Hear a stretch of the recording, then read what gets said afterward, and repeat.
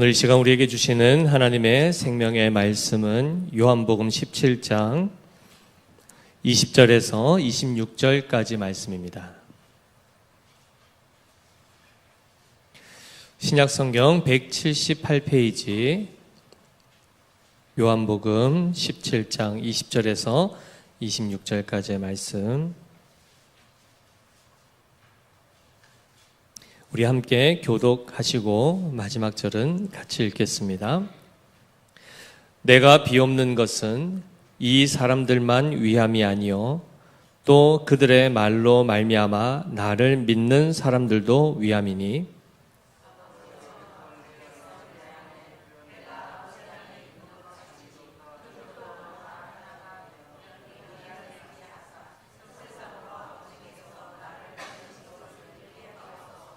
내게 주신 영광을 내가 그들에게 주었사오니 이는 우리가 하나가 된 것 같이 그들도 하나가 되게 하려 함이니이다.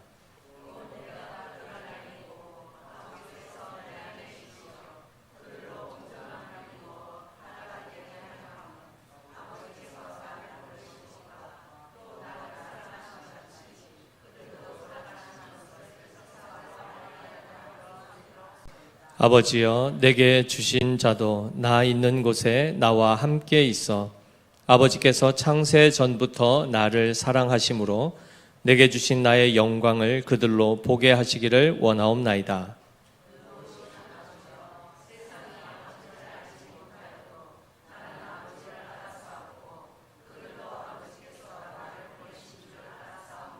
같이 읽습니다.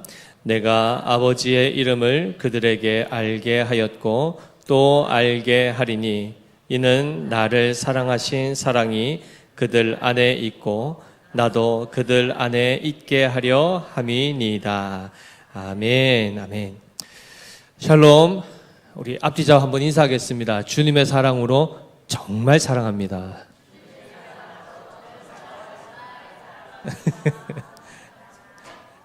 네, 아멘입니다. 오늘부터 해서는 이제 교회의 속성에 대해서 또 우리가 이어서 좀 살펴보고자 합니다. 앞서서는 이제 그림 언어라고 했죠. 교회를 어떤 하나의 모양으로, 어떤 하나의 비유로 해서 교회가 어떤 것인가 우리가 함께 살펴보았고, 이제 오늘 요한복음 17장 말씀을 통해서는 하나님께서 원하시는, 교회를 향하여 원하시는 그 모습이 있습니다. 그 모습을 이제 우리가 하나하나 이제 살펴볼 텐데요. 특별히 요한복음 이 17장 말씀은 예수님께서 직접 하나님 아버지 앞에 곧 있으면 이제 이 세상을 떠나서 하나님께로 가야 됩니다. 세상에 있는 하나님의 그 백성들을 떠나서 이제 승천하심으로 하나님 보좌 우편에 가셔야 되는데, 그것을 앞두시고 어찌 보면 유언적 차원에서 하나님 앞에 간구하시는 그 내용으로 보통 우리 주님의 대제사장적 기도문이 바로 이 요한복음 17장입니다. 특별히 로마서 8장 34절에 보시면 누가 정죄하리요 죽으실 뿐 아니라 다시 살아나신 이는 그리스도 예수시니 그는 하나님 우편에 계신 자요 우리를 위하여 간구하시는 자신이라, 이렇게 되어 있습니다. 예수님께서 지상에 계실 때도 교회를 위해서 기도하셨고, 승천하신, 즉 죽으시고 다시 살아나셔서 승천하시사 하나님 보좌 우편에 지금 계시면서 하신 일이 무엇이라고요?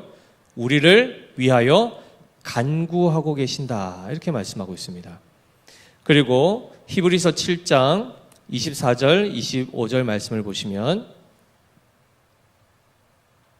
히브리서 7장 24절, 25절 말씀 우리 같이 한번 읽어보겠습니다. 예수는 영원히 계심으로 그 제사장 직분도 갈리지 아니하느니라. 그러므로 자기를 힘입어 하나님께 나아가는 자들을 온전히 구원하실 수 있으니 이는 그가 항상 살아계셔서 그들을 위하여 간구하심이라 라고 되어 있습니다. 예수 그리스도를 힘입어 하나님께 나아가는 자들, 그들을 온전히 구원하시는데 지금 살아계셔서 뭘 하시죠? 그들을 위하여 간구하신다.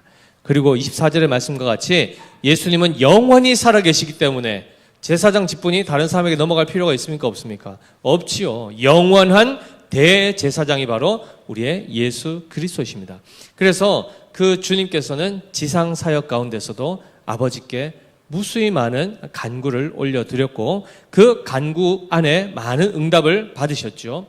오병이어 때도 마찬가지입니다. 축사하시고 기도하실 때 그 모든 것을 떼어주실 때 이적이 나타났지 않습니까? 참고로 오병이어 나왔으니까 말씀인데요. 아시죠? 네, 오병이어라고 해놓고 거꾸로 얘기했습니다. 양해를 구하고요.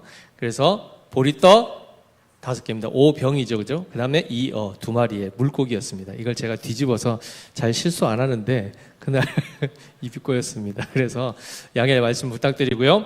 아 할 때 아로 사실은 듣는 게 정상입니다.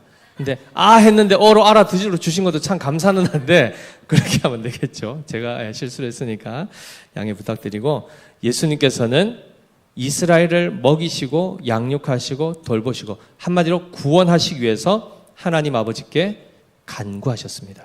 십자가를 지시는 그 날 밤에도 어떻게 하시죠? 그 전날 밤 겟세마네 동산에서 기도하시는데 땀방울이 어떻게 됐습니까? 피로 변했다 이러면 성경을 조금 덜 제대로 못 읽으신 겁니다. 핏방울처럼 되었다라고 되어 있습니다. 그러니까 실제로 화학적 변화가, 물리적 변화가 일어난 것이 아니고 그 정도로 피가 쏟아지듯이 땀이 거의 뭐 범벅이 될 정도로 하나님 앞에 어쨌든 이 십자가 혹시 안 지고 갈 수 있는 방법이 없습니까? 라고 하는 차원에서는 예수 그리스도의 인성적인 차원에서 그 부분을 기도했던 것이죠. 그럼에도 불구하고 나의 원대로 마옵시고 아버지의 뜻대로 이루어질 것을 간구하심으로 십자가를 지시죠. 그런 차원에서 지금 예수님이 마지막 이 공생애를 마무리하는 이 시점, 곧 있으면 십자가를 지셔야 되는 이 시점 앞두고 기도하시는 내용이니까 얼마나 중요한 기도겠습니까? 얼마나 중요한 기도겠습니까? 무수히 많은 기도들을 할 수 있지만은 오늘 예수님께서 하신 이 기도에 보면 특별히 20절 말씀, 우리 오늘 본문인데요. 같이 한번 읽어보겠습니다. 시작. 내가 비옵는 것은 이 사람들만 위함이 아니요 또 그들의 말로 말미암아 나를 믿는 사람들도 위함이니 라고 이렇게 말씀합니다. 지금 예수님이 기도를 하실 때에 누구를 위해 기도하신다죠? 1차적으로 누굽니까? 예수님의 제자들, 예수님 당시에 예수님을 따랐던 예수님을 믿는 자의 무리들을 위해서 기도하시죠. 그런데 2차적으로 또 누구를 위해 기도한다고 합니까? 그렇죠. 그들의 말로, 즉 예수님의 제자들이 전하는 그 복음을 듣고 예수님을 믿게 된 자들까지 위하여 이 기도를 한다고 하면 이 기도는 누구에게까지 적용되는 겁니까? 지금 우리에게까지 적용이 되는 기도입니다. 지금 우리에게까지도. 그리고 실제로 예수님께서 하나님 앞에 기도하셨던 이 기도의 효력이 우리에게까지 임할 뿐만 아니라 우리 또한 어떻게 되죠? 제자들에게 예수님께서 복음의 말씀을 맡기시고 그들이 그 말을 전함으로 또 다른 사람이 믿는 자가 되어 오늘 우리에게까지 이르렀는데 우리에게도 동일한 어떤 사명이 주어졌습니까? 바로 그 하나님의 말씀을 전파함으로 또 다른 자들이 예수님을 알고 믿게 하는 이 역사, 즉 앞으로 세워질 교회에게까지도 이 기도는 유효하게 적용되는 기도입니다. 그러니까 얼마나 대를 이어 주님 오신 그날까지 이 기도가 유효하다는 것이면 얼마나 이것이 중요한 기도겠습니까? 자, 그러면 이 기도의 내용을 우리가 한번 살펴볼 텐데요. 예수님이 무엇을 위해서 기도하시는가? 21절 말씀입니다. 같이 읽겠습니다. 아버지여, 아버지께서 내 안에 내가 아버지 안에 있는 것 같이 그들도 다 하나가 되어 우리 안에 있게 하사 세상으로 아버지께서 나를 보내신 것을 믿게 하옵소서라고 합니다. 이제 앞으로는 이 내용은 외우십시오. 네, 암송하시기 바랍니다. 예수님께서 우리를 위하여, 그리고 이미 초대교회 그 제자들과 사도들과 그의 또 다른 믿는 자들을 위해서 오늘 우리에게까지 또 앞으로 올 교회를 위해서 기도하신 내용이 바로 아버지께서 내 안에 내가 아버지 안에 있는 것 같이 그들도 다 무엇이 되어요? 하나가 되어 그 다음에요 우리 안에 있게 하사입니다. 하나님이 가장 원하시는, 가장 핵심적으로 생각하시는 구원의 실체가 바로 이것입니다. 이것이 이루어지기를 1번으로 간구하시고 본질적으로 궁극적으로 간구하셨습니다. 성부 하나님과 성자 하나님 사이에 가장 친밀한 연합, 그 하나됨 안에 누구를 지금 포함시키는 겁니까? 교회까지. 교회가 바로 하나 되어 주님 안에, 그 삼위일체 하나님 안에 거하기를 지금 기도하고 계십니다. 우리가 삼위일체 하나님을 이제 앞으로도 계속 여러 번 이제 더 자세하게 공부를 하게 될 텐데요. 삼위일체로 존재하시는 이 하나님의 그 존재 방식을 설명하는 데는 두 가지 방식으로 표현을 합니다. 첫 번째는 존재론적 삼위일체라는 용어가 있습니다. 주무시면 안 됩니다. 처음부터 이 첫 단어부터 너무 어려운 단어라 생각해서 주무시면 안 됩니다. 존재론적 삼위일체가 있고 경륜적 삼위일체라는 것이 있습니다. 이게 뭔가? 존재론적 삼위일체라는 것은 실제로 그 존재하는 방식 안에 삼위께서 동일한 본질, 즉 신성을 가지시고 차별 없이 차이 없이 한 몸으로 계신다라는 이 표현인데, 여기서 바로 아버지께서 내 안에, 내가 아버지 안에 거하신다는 완전한 연합, 그 상태로 계심을 존재론적 삼위일체라고 얘기합니다. 그러니까 존재 그 자체가 어떤 모습으로 계시는가 할 때는 삼위일체로 계신다는 겁니다. 그러다 보니까 우리가 보면 하나님을 딱 보면은 성부도 계시고 성자도 계시고 성령도 계시는 삼위가 분명히 구분되어 존재가 하시는데, 이렇게 되면 어떻게 된다 했죠? 이 아버지께서 내 안에, 내가 아버지 안에 계신다는 이 연합을 빼고 보면 신이 몇 분입니까? 세 분이 됩니다. 그래서 유대교든 이슬람교든 기독교에 대해서 너희들은 다신론주의자들이다, 이렇게 얘기하는 겁니다. 자칫 잘못 이해하면. 그런데 이 삼위께서 어떻게 계신다 했죠? 오늘 표현에 가면 예수님이 분명히 뭐라고 말씀하십니까? 아버지께서 아들 안에 계신다고 합니다. 아버지가 아들 안에 거하시고 아들은요, 아버지 안에 거하신다는 겁니다. 이것이 무엇인가? 완전한 일체의 연합입니다. 완전한 하나됨입니다. 거기에 당연히 성령 하나님도 그분들 안에 계시죠. 왜냐하면 성령이 누구로부터 옵니까? 아버지로부터 오시고 아들로부터 오지 않습니까? 그래서 삼위 하나님 안에서 이렇게 나오시는 이런 부분들이 있는데, 잘 보십시오. 이 삼위가 서로 사랑 가운데 완전한 연합으로 연합되어 있기 때문에 이러한 존재를 몇 분으로 봐야 됩니까? 한 분이시죠. 그래서 삼위께서 일체로 계시는 유일하신 하나님이 바로 우리가 믿는 하나님이요, 성경이 계시해 주신, 성경을 통하여 계시해 주신 하나님의 존재 방식입니다. 자, 그런데 아까 두 번째 뭐가 있다 했죠? 경륜적 삼위일체라는 것은 실제적으로 구원 사역이 시작되어서 성부 하나님, 성부 성자 성령 하나님께서 창세 전에 앞으로 되어질 모든 일들, 하나님의 영광을 위하여 하나님이 작정하십니다. 앞으로 이런 일들을 행할 것이다라고 삼위일체 하나님께서 삼위간에 의논을 하시죠. 이 의논 안에서 모든 것들이 이루어지는데, 그래서 제일 먼저 이루어진 것이 뭐죠? 천지 창조입니다. 창세기 1장 1절 말씀. 태초에 하나님이 천지를 창조하시는데, 창조하실 때도 첫째 날, 둘째 날 이렇게 순서가 있습니까? 없습니까? 있죠. 마치 이것처럼 시간의 역사의 흐름 가운데서 두드러지게 그 삼위일체 하나님 가운데서의 특별한 위격이 나타나는 것을 경륜적 삼위일체라고 합니다. 무슨 말인가? 구약 성경은 우리가 누가 제일 먼저 떠오릅니까? 삼위일체 중에 어떤 하나님이 두드러지게 드러납니까? 성부 하나님의 역사들이 많이 나오죠. 그래서 여호와 하나님 할 때도 보통 그 성부 하나님의 개념으로 구약 성경이 많이 등장을 합니다. 그 다음에 신약에 오면 누가 부각되죠? 성자 하나님, 즉 말씀이 되신, 즉 말씀이신 그 성자께서 육신을 입고 이 땅에 오셔서 나타내 보이셨지 않습니까? 그래서 신약 시대가 되면 두드러지게 성자 하나님, 즉 예수 그리스도의 사역이 두드러지게 나타납니다. 그리고 승천하신 이후에는 누가 오시죠? 성령 하나님께서 보냄을 받아 오시죠. 그때부터 지금까지는 성령 하나님께서 주도적으로 역사하십니다. 자, 그럴 때에 말씀드린 것처럼 구약과 신약과 예수님 승천 이후에 이 성령의 역사의 이 시기를 보면은 좀 구분이 되시죠? 순차적으로 무엇인가 이루어지는 것 같습니다.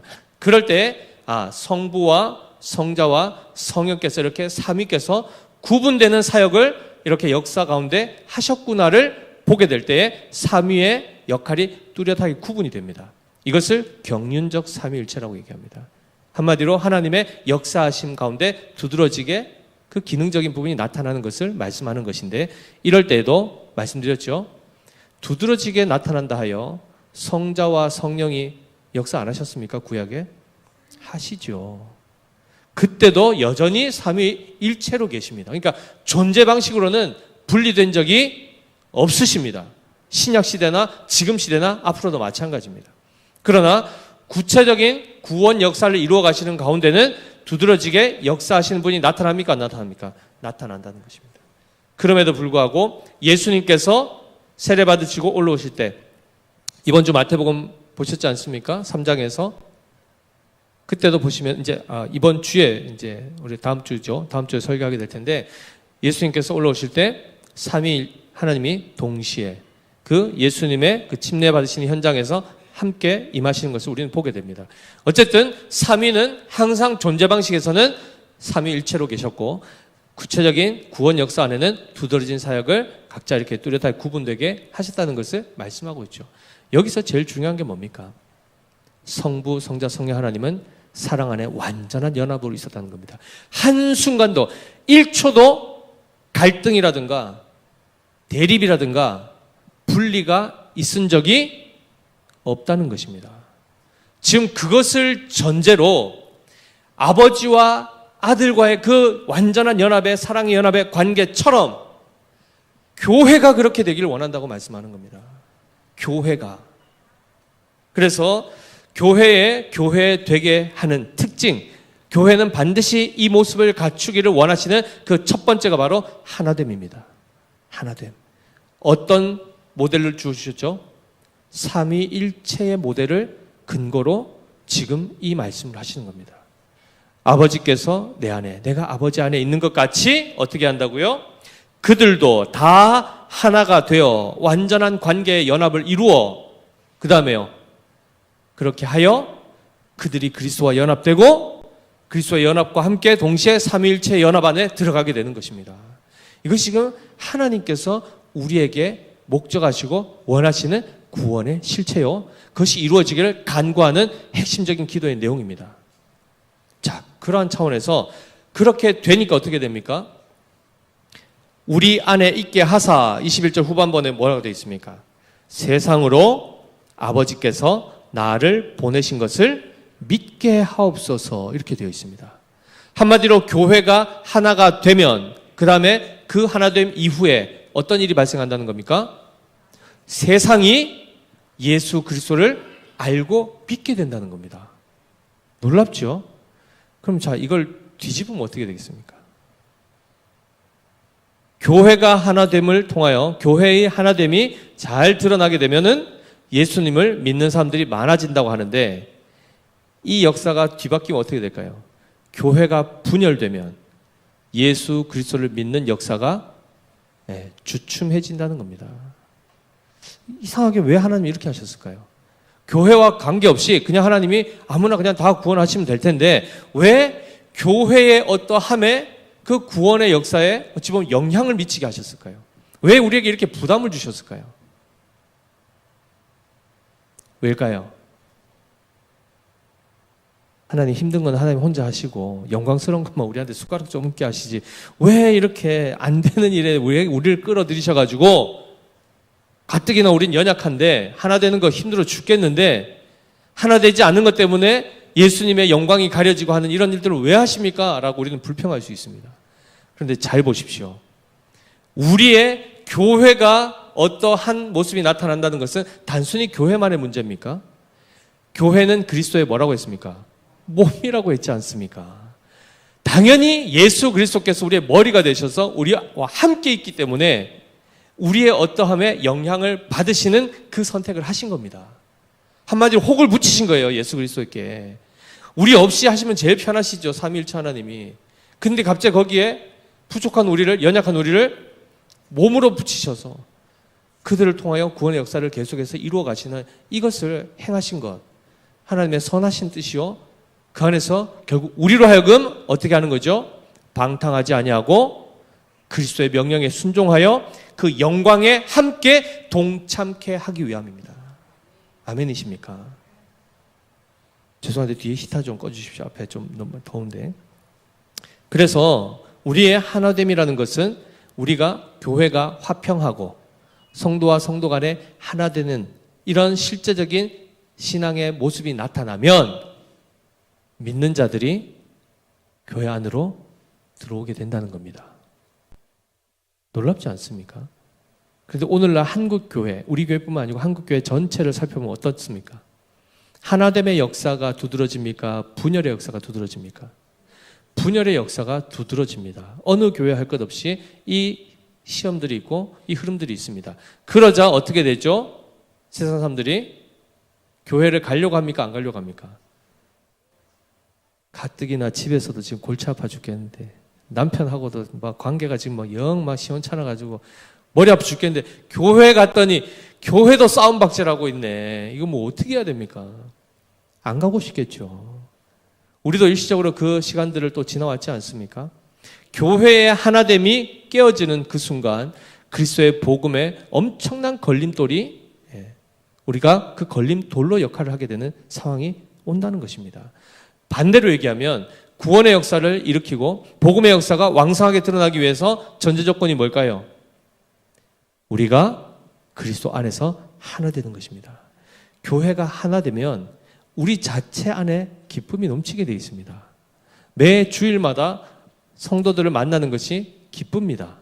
그렇지요? 그리고 서로 더 보고 싶어하고 같이 이야기하고 대화하는 그 자체가 행복하다는 겁니다. 그러면 당연히 그런 곳에 가장 사랑하는 사람들, 친한 벗들을 초대하겠습니까? 안 하겠습니까? 하지요. 어찌 보면 굉장히 단순한 원리인데 사실 이것을 예수님이 기도하셨다는 것. 우리가 사실 여기에 우리 또한 동일한 기도 제목으로 하나님 앞에 간구해야 되며 성령께서 특별히 성령을 통하여 우리로 하여금 하나 되게 하신 것을 우리는 또한 힘써 지켜가야 된다는 것을 우리는 기억해야 됩니다. 자, 그러한 차원에서 22절 보십시오. 아까 말씀드렸죠. 내게 주신 영광을 내가 그들에게 주었사오니 이는 우리가 하나 된 것 같이 그들도 하나가 되게 하려 함이니이다. 예수 그리스도께서 누리신 그 영광에 함께 그들도 동참하기 위해서 그 영광을 함께 나누어 줬다고 합니다. 그리고 궁극적으로는 어떻게 되죠? 뒤쪽에 가보시면 24절 같이 읽어보겠습니다. 시작. 아버지여 내게 주신 자도 나 있는 곳에 나와 함께 있어 아버지께서 창세 전부터 나를 사랑하심으로 내게 주신 나의 영광을 그들로 보게 하시기를 원하옵나이다. 예수 그리스도의 영광을 보게 하소서. 자, 아까 말씀드렸죠. 예수님과 우리가 분리되면 그냥 가서 구경하는 게 되겠죠. 그러나 우리가 그의 몸으로 부름받았으면 그리스도의 머리 대신 그리스도의 영광이고 누구의 영광이 됩니까? 우리의 영광이 되는 것입니다. 장차 마지막 바로 그 영광스러운 존재로서 삼위일체 하나님 앞에 그 안에 거하게 되는 것. 이것이 하나님이 우리에게 목적하신 구원입니다. 그런데 우리는 이 구원에 대해서 예수님은 천국 간다. 천국에 대해서도 삼위일체 하나님은 빼고 좋은데 이렇게 생각하지 않습니까? 그러니까 벌써 이미 핀트가 벌써 이미 주님과 우리와 이 시그널이 안 맞는 겁니다. 교회가 예배당에 와서 교회로 모여서 기도하는 내용들이 다 이 땅의 것을 구하고 하나님께서 우리에게 목적하시고 지금도 우리를 위해서 친히 간구하시는 그 내용과 그 내용에 대해서는 우리가 무지한 채 그저 뭘 이거 주세요 저거 주세요 할 수는 있죠. 할 수 있는데 정욕을 따라 구하고 탐심을 따라 구하고 이런 것들을 막 구하고 있으면 주님 입장에서는 어떠시겠습니까? 주님 입장에서 어떠시겠습니까? 예를 들면은 아주 맛있는 음식 뭐가 있을까요? 갑자기 저녁 되니까 또 막 배가 꼬르륵 하시죠? 예를 들면 정말 맛있는 음식 뭘까요? 막 비싼 음식 뭐 하여튼 뭐 있다고 치고 이만큼 차려 놓으셨는데 와가지고 자꾸 딴 거 달라 그러면 없는데 그걸 어떻게 줍니까? 이걸 주고 싶어 하시는데 이거는 찾지도 않고 그런 현상이 돼버린 거예요. 주고 싶은데 이거는 뭐 안 받는다 그러고 이거에 관심도 없고 자꾸 딴 거 달라 하면 거기서 애매한 상황이 발생하는 겁니다.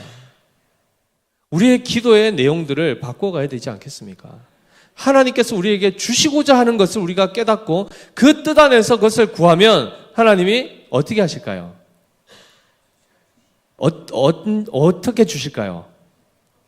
즉시 주십니다. 즉시 주십니다. 왜요? 주시기를 원하시는 거니까. 손만 내면 바로 주시죠, 바로. 말씀드렸지 않습니까? 줄까 말까, 이렇게 안 하십니다. 옛날에 보면 TV에 터키 아이스크림 아시죠? 그래가지고 딱 이렇게 담아가지고 딱 하면 싹 빼고 이렇게 돌리고 막 해가지고 잡으려고 하면 막 뺏고. 이렇게 안 하신다는 겁니다. 잘못된 것을 구하니까 주면은 그에게 해가 될 것이고 그것이 유익이 안 되기 때문에 주지 않으니까 거기서 또 때를 쓰고 나를 사랑하시는지 안 사랑하시는지 막 하면서 이런 일들이 주님 얼마나 마음이 안타까우시겠어요. 그러니까 그런 교회 수준을 보면은 굉장히 어린아이 신앙인 거죠. 그죠? 거기서부터 우리는 자라가야 될 터인데 그리스도께서 우리에게 목적하신 것은 교회의 하나됨입니다. 자, 그러면 우리는 당장 어떤 생각이 드십니까? 그렇지. 이 교회의 하나됨과 구원의 역사가 지금 밀접하게 연결되어 있고, 야, 이거 부담도 되지만 어쨌든 우리가 잘하면 정말 믿는 자들의 수가 많이 생길 것이고, 하나님 나라가 더 확장될 것이고, 비단 꼭 우리 교회뿐만 아니어도 이 지역 가운데 교회라는 곳이 정말 세상에 빛이 되고 소금이 되어서 그런 유익들이 많을 것이다라고 생각하면서 그렇게 해야지라고 생각하고 오늘 기도도 하겠지만은 당장 우리 생각 속에 우리 마음속에 무슨 생각이 듭니까? 와, 근데 이걸 어떻게 하지? 이거 어떻게 이루노?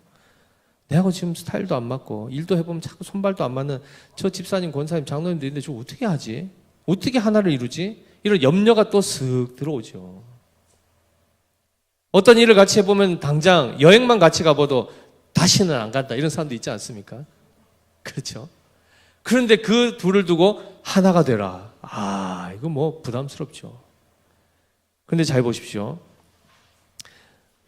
우리가 마태복음 19장 6절에 보시면 이건 이미 창세기에도 나왔던 본문이지만 부부에 대해서 이야기하면서 그런즉 이제 둘이 아니요 한 몸이니 그러므로 하나님이 짝지어 주신 것을 사람이 나누지 못할지니라 하시니 라고 되어 있습니다. 자, 부부에 대해서 어떻게 한다고요? 하나님이 짝지어 주셨는데 둘이 아니요 한 몸, 하나가 되게 한다. 그래서 나뉘어지지 못할 것이다 라고 얘기했죠. 부부에 대한 이야기였습니다. 그런데 실질적으로 부부는 삼위일체적 관계 안에서의 내가 아내 속으로 들어가고 아내가 제 속으로 못 들어옵니다. 그렇죠? 제가 더 큰데. 그래서 물리적으로 누가 누구 안에 들어간다 이 개념은 아니겠죠. 당연히. 하나님은 영이시기 때문에 그것이 가능하시지만 그러나 사랑 안에서 두 사람이 한 마음을 가지고 한 뜻을 가지고 맞춰가고 해서 하나가 되도록 하는 것을 요구하셨는데 사실은 성경의 부부의 관계는 결국 누구와 누구의 관계를 예표하는 거죠? 예수 그리스도와 교회의 관계라고 말씀드렸습니다. 따라서 당연히 주님과 우리는 수준과 여러 가지에 있어서 차이가 있습니까? 없습니까? 있지요. 주님하고 우리하고 안 맞죠. 주님은 완전하신데 우리는 흠이 있지 않습니까? 그럼 그 자체로서 누가 더 피곤하실까요? 주님이 피곤하시겠죠. 그분은 틀린 적이 없고 신실하신데 맨날 우리가 파전 뒤집듯이 뒤집고. 근데 누구도 괴롭습니까? 솔직히 우리도 괴롭죠. 남편이 완벽해 보십시오. 완벽주의자 부인은 있어 보십시오. 뭐 흘리면 난리 나지 않겠습니까? 그렇죠? 서로가 괴로운 겁니다.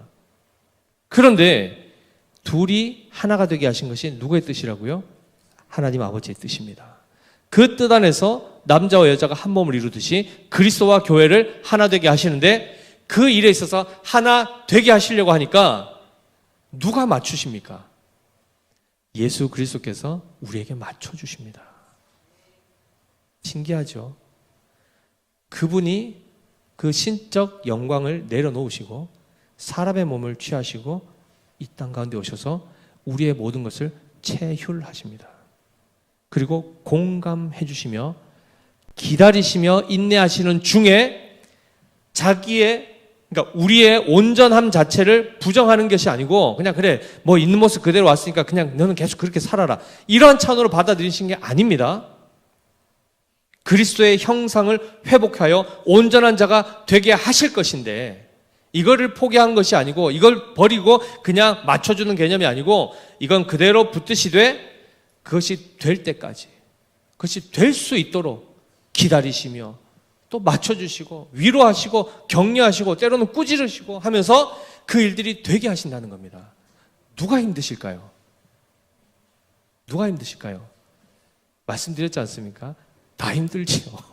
끌려가는 자도 힘들고, 여기까지만 했으면 좋겠는데 주님은 더 가자, 조금만 더 해보자, 이 싸움을 지금 사실 계속하고 계시는 겁니다. 그런데 완성이 될 거야, 안 될까요? 완성이 되더라는 것입니다. 누구로 인함이죠? 그리스도의 오래 참으심으로 말미암습니다. 그분의 사랑이 일시적이지 아니하고 끝까지 영원한 사랑이기 때문에 이 일이 이루어진다는 것이죠. 그 원리를 기억하시면 온전한 자가 연약한 자를 감싸 안으면서 하나됨을 이루어가는 것입니다. 신앙이 좋으십니까? 신앙이 크십니까? 믿음의 경륜이 기십니까? 그러면 연약한 자들 어떻게 해야 될까요? 품으셔야 되는 겁니다. 먼저 된 자가 나중된 자를 품고 가는 겁니다. 아멘이시죠? 이 원리 안에서 사실 교회가 하나됨을 이루어가는 것입니다. 다 완벽해서 아무도 손 하나도 안 대고 입 하나도 안 대도 알아서 잘하는 교회, 그런 교회 없습니다. 없습니다. 그래서 저도 지어져 가야 됩니다. 저도 자라가야 되고 우리 성도님들도 함께 지어져 가야 되지 않겠습니까? 그 가운데 이 사랑의 이 역사들, 하나 되게 하시는 이 역사를 우리는 계속해서 그러한 차원에서 세워가야 되는 것이 우리에게 주어지신 하나님의 사명이고, 또 하나님께서 그 본을 보여주심으로 어떻게 그것을 이루어가는지까지도 알려주셨습니다. 난 지금까지 믿음이 큰 줄 자랑하고 있었는데, 그래도 좀 이렇게 딱 이렇게 했었는데 더 많이 수고하라 그러니까 갑자기 저는 믿음이 좀 작습니다, 이렇게 하면서 숨지 마십시오. 믿음이 있으신 분들은 그대로 그렇게 해서 또 연약한 자들 붙드시면서 우리가 가야 됩니다. 거기서 한 가지가 더 나옵니다. 에베소서 2장 14절 18절 보시면 조금 긴 본문인데요, 제가 읽어드리겠습니다. 그는 우리의 화평이신지라 둘로 하나를 만드사 원수된 것 곧 중간에 막힌 담을 자기 육체로 허시고 법조문으로 된 계명의 율법을 폐하셨으니 이는 이 둘로 자기 안에서 한 새 사람을 지어 화평하게 하시고 또 십자가로 이 둘을 한 몸으로 하나님과 화목하게 하려 하심이라. 원수된 것을 십자가로 소멸하시고 또 오셔서 먼 데 있는 너희에게 평안을 전하시고 가까운 데 있는 자들에게 평안을 전하셨으니 이는 그로 말미암아 우리 둘이 한 성령 안에서 아버지께 나아감을 얻게 하려 하심이라 라고 말씀합니다. 좀 긴 본문이지만 계속해서 무슨 얘기가 나오죠? 이 둘을 한 몸 되게 하셨다, 이 둘을 화평하게 하셨다 하면서 이 둘이 누구라고 얘기합니까? 앞서 마태복음에서는 두 사람이 누구였습니까? 남자와 여자, 즉 부부였죠. 그것이 그리스도와 교회의 예표였고, 지금 이 둘은 누구를 얘기할까요? 제일 마지막 절 보면 나오지 않습니까? 17절, 17절 한번 띄워주십시오. 자, 또 오셔서 처음에 나온 게 누굽니까? 먼 데 있는 너희. 그러니까 두 번째는요, 가까운 데 있는 자들. 바로 이 둘입니다. 이게 뭘 의미할까요? 이방인과 유대인을 얘기합니다. 절대 같이 있을 수 없는 자들, 서로 혐오하고 서로 미워하고 상종도 안 했던 그 둘을 어떻게 하셨다니까?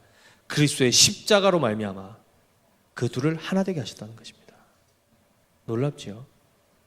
교회 안에는 다 유대인들만 있거나 다 한 문화권 안에 있는 사람만 있는 것이 아니라 수없이 많은 다양한 문화권 안에서 다양한 인종과 모든 것이 다 하나 될 수 있는 그것이 바로 교회입니다. 그러한 차원에서 그리스도께서 지금 그 하나됨을 친히 이루고 계시다는 것을 말씀하고 있습니다. 따라서 우리는 핑계댈 게 있습니까? 없습니까? 목사님, 저는 빼주세요. 저는 도저히 못하겠어요. 그거 안 통한다는 겁니다. 그리스도와 우리와의 연합은 당연한 것이죠. 그죠? 그러나 성도들 안의 연합도 성경은 당연하다라고 얘기하고 있습니다. 그래서 우리가 못한다라는 것은 어떤 차원에서일까요? 우리 육체로 해보니까 안 되는 겁니다. 우리 육체로 하라고 성경은 말씀하지 않습니다. 어떻게 하라고 하죠? 주 안에서, 성령 안에서 행하라 이렇게 말씀하지 않습니까? 그래서 끝으로 보시면 에베소서 4장 3절입니다.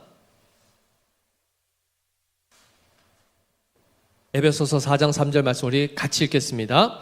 평안에 매는 줄로 성령이 하나 되게 하신 것을 힘써 지키라 라고 말씀합니다. 한 번 더 읽겠습니다. 평안에 매는 줄로 성령이 하나 되게 하신 것을 힘써 지키라. 아멘이십니까? 우리 교회가 하나 되어야 합니다. 더 나아가서 지난번에 말씀드렸지만은 교회는 실제로 수적으로도 몇 개죠? 한 개의 교회입니다. 그리스도의 몸이 하나지 않습니까? 나뉘지 않았습니다. 이 한 몸에는 많은 지체가 있다 했고 그 지체 가운데는 우리 지역 교회들도 포함된다 있습니다. 그래서 우리 교회가 사랑 안에서 성령 안에서 하나가 되고 또 동일한 신앙 고백과 같은 믿음을 가진 자들과 함께 연합하고 그리하여 한 몸을 이루어 누구 안에 거하죠? 삼위일체 하나님의 영광 안에 거하는 것. 이것이 바로 하나님이 꿈꾸시는 교회입니다. 아멘이시죠? 그래서 오늘 이 말씀 안에서도 분명히 나온 것처럼 의로우신 아버지요, 25절이죠. 의로우신 아버지요, 세상이 아버지를 알지 못하여도 나는 아버지를 알았사옵고 그들도 아버지께서 나를 보내신 줄 알았사옵나이다. 내가 아버지의 이름을 그들에게 알게 하였고 또 알게 하리니 이는 나를 사랑하신 사랑이 그들 안에 있고 나도 그들 안에 있게 하려 함이니이다. 교회가 성전이라고 배우셨죠? 성전은 곧 하나님이 거하시는 곳입니다. 주님은 우리 안에 거하기를 이렇게 열망하십니다. 이것을 기도하고 계십니다. 우리 안에 거하기를. 우리 성도님들 한 분 한 분 마음 가운데 심령 가운데 거하기를 원하시고 우리의 모임 가운데 우리 가운데 거하기를 원하시는 것이 바로 예수님의 간절한 기도요, 간절한 소망입니다. 근데 우리는 마음문 딱 걸어 잠그고 내가 들어오라 할 때까지 오지 마세요. 지금 잠깐 좀 마음을 좀 닫아야 될 것 같아요. 혼자 있고 싶어요. 뭐 이럴 때가 많죠. 요한계시록 3장 21절에 보면 내가 문 밖에 서서 두드리노니 누구든지 문을 열면 내가 그에게 들어가서 그와 더불어 먹고 그 나로 더불어 먹으리라 말씀하셨지 않습니까? 교회에 대해서 얘기한 것입니다. 불신자에게 적용되는 말씀이 아닙니다. 그 본문은 아시아에 있는 7교회에게 지금 보낸 편지 가운데에 어떤 교회는 예수님을 문 밖에 쫓아내놓고 자기들끼리 지금 좋다고 신앙생활을 하고 있는 겁니다. 주님이 내가 들어가서 같이 있자라고 밖에서 두드리 신고 있다는 것 자체가 굉장히 심각한 교회의 상황입니다. 불신자에게 적용된 것이 아니라 우리 안에도 끊임없이 이 하나됨을 방해하는 요소가 있습니까? 없습니까? 널려 있습니다. 그리고 사단이 제일 좋아하는 게 뭐죠? 교회의 분열입니다. 왜요? 하나가 되면 복음의 역사가 나타나니까. 하나님을 믿는 사람들이 많아지니까. 그래서 뭘 못하게 하죠? 그게 안 되게 하려면 교회를 분열케 하면 교회 굉장히 똑똑합니다.